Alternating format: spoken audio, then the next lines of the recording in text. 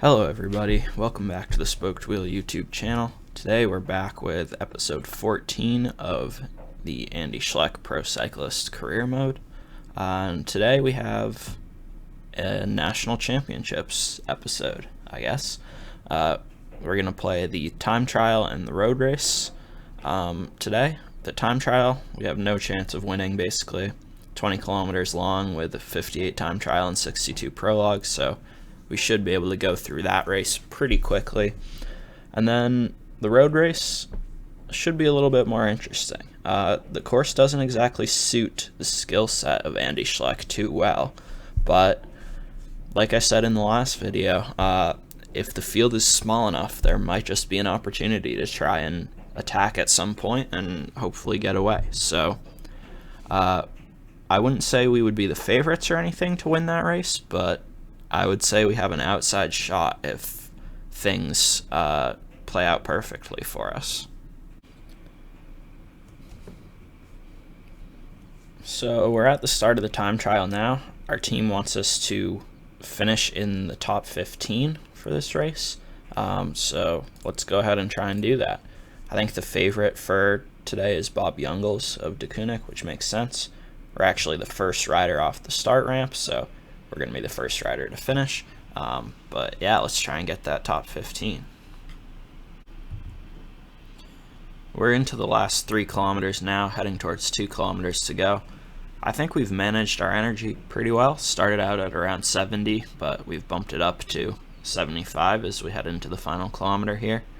Obviously, we're going to be the first one to finish, so it's not really possible to see how our time looks against other riders, but we do finish with a time of 29 minutes and 25 seconds, so let's see how that holds up once everyone else has finished.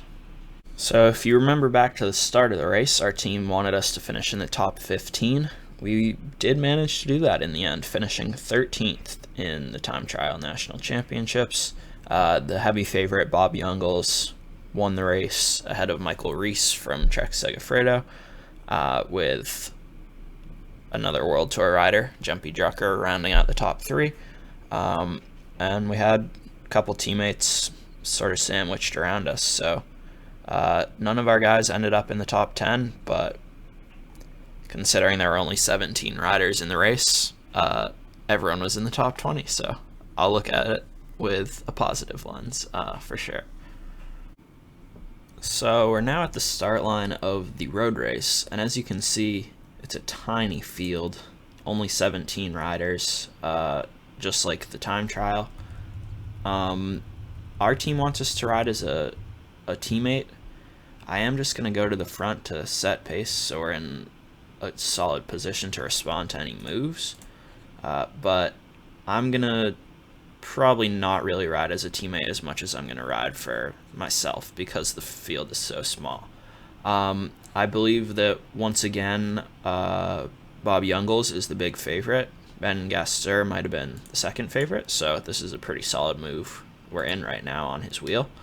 But the thing is, Bob Jungels is the only De Kooning rider in the race, and we have 4 riders as a team as Leopard Trek, or not Leopard Trek, just Leopard. I think actual Trek Segafredo is the only other team in the race with multiple riders. I believe they have 2 riders, so we do have a bit of a numerical advantage. But for now, early on in the race, I'm just going to try and stay in this little breakaway with Ben Gaster because he's one of the big favorites. He's a very strong rider, so I think it's in a good position for us as a team to have a rider up here with him.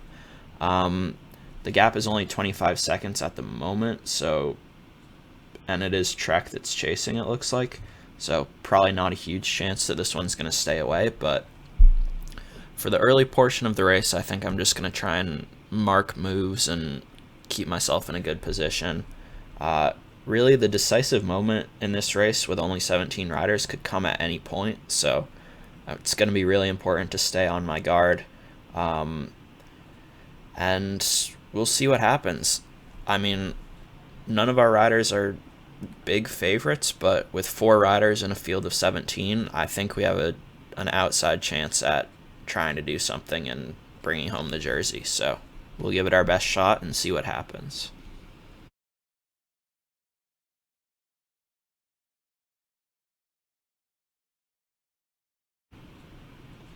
So as we approach 100 kilometers to go, we've managed to find ourselves in a breakaway group of 3 riders. One of those riders is our teammate, and then the other rider is a rider that is the only representative from his team in the race. I believe that is Roubaix Metropole Natural Forever, I think is the full team name. Could be getting that one wrong. But it's a French continental team. And the gap has gone out now over to over a minute and 10 seconds. So this is looking pretty promising. I'm trying to conserve as much energy as I can because it's still early in the race, but I'm not really too sure who in that group is going to be committing to chasing. So this could actually work out pretty nicely for us.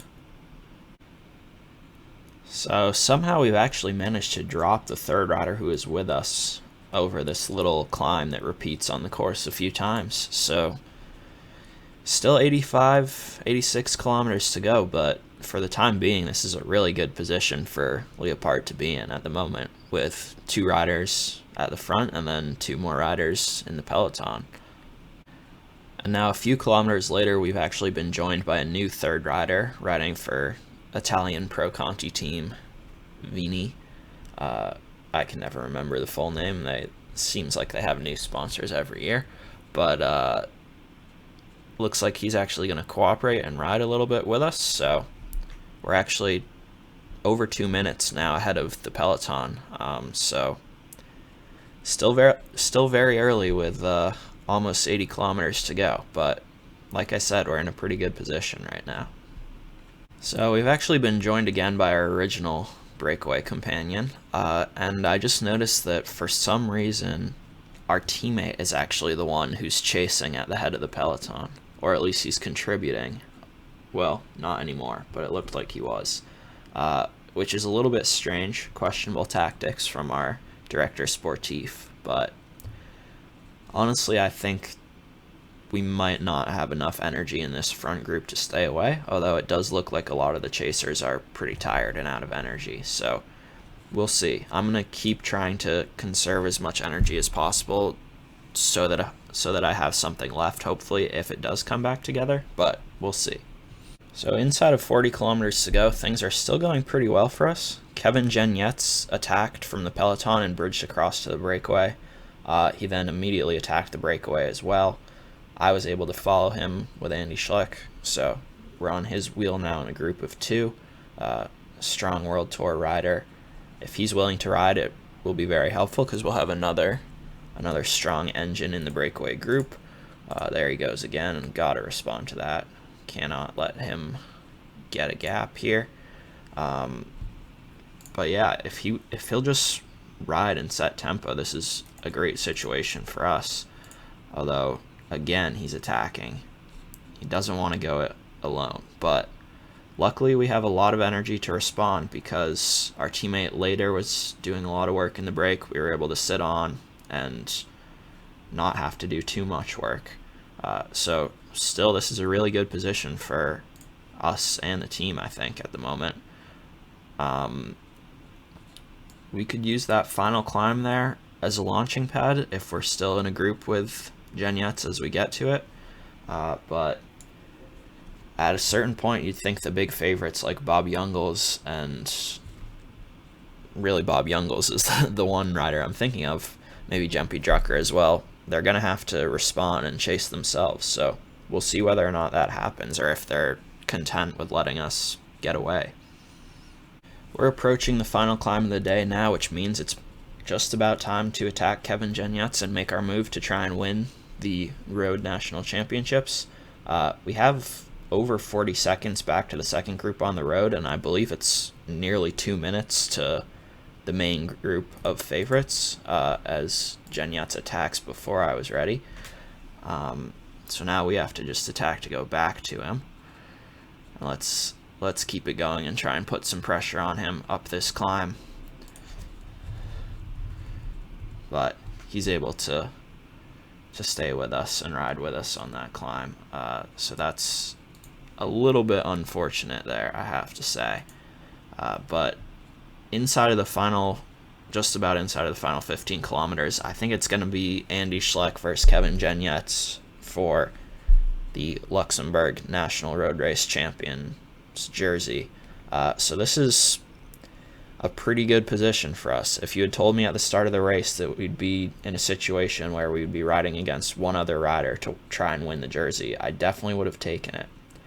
There's one more slight uphill here coming up before the descent in towards the finish, so I'll just try and attack again. I'm not super confident going to a sprint with Genetz. I think he would probably win that. So we're going to try and attack again on the uphill, and maybe one last time in the final few kilometers if he doesn't want to ride.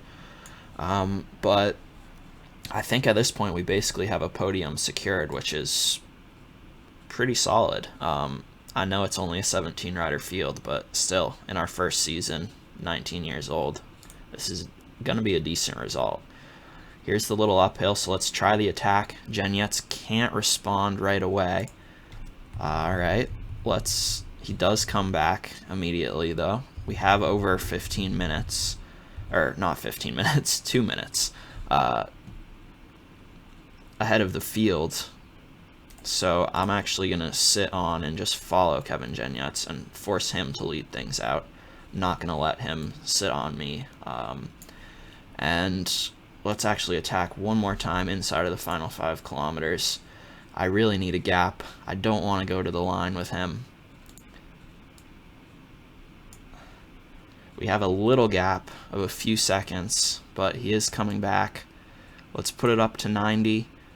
2 kilometers to go into the final kilometer. Oh no, that was, the banner said 1 kilometer to go, but it wasn't actually 1 kilometer to go.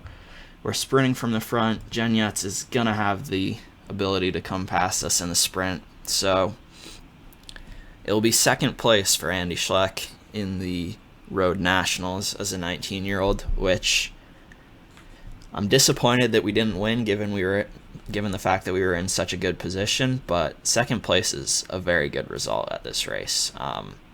And it's Bob Jungels, Alex Kirsch, Jumpy Drucker taking 3rd, 4th, and 5th. I believe they were 3 of the top favorites in the race. So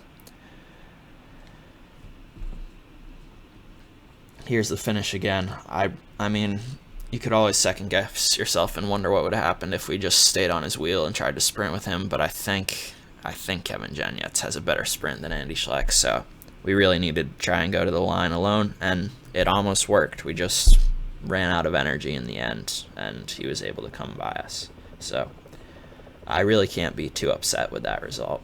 So in the end, we finished 2 minutes and 8 seconds ahead of the rest of the field, so it's all about timing in a race with a field this small, I guess. But that does definitely bode well for future seasons when we're going to be stronger. I think we will definitely have a decent chance of winning this title at some point in Andy Schleck's career. And to finish up the video, our team was very happy with our performance in the road race, so we have leveled up to level 7. We don't get a upgrade to our attributes this time around.